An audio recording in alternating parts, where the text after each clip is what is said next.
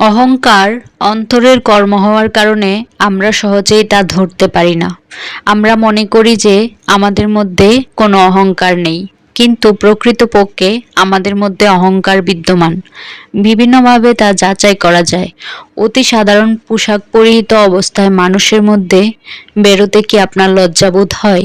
এইরূপ পোশাক পরিহিত অবস্থায় যদি কোনো গুরুত্বপূর্ণ মানুষ আপনাকে দেখে ফেলল, তবে কি আপনার খুব সংকোচ বোধ মনে হয়?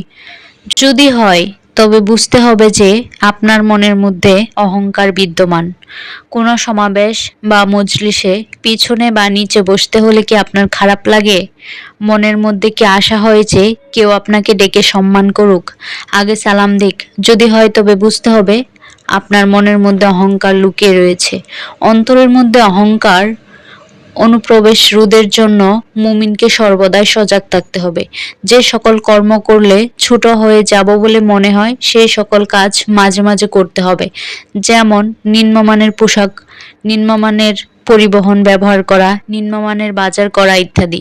মহানবী সাল্লাল্লাহু আলাইহি ওয়াসাল্লাম বলেছিলেন, যার মনের মধ্যে সরিষা পরিমাণ অহংকার আছে সে জান্নাতে প্রবেশ করতে পারবে না।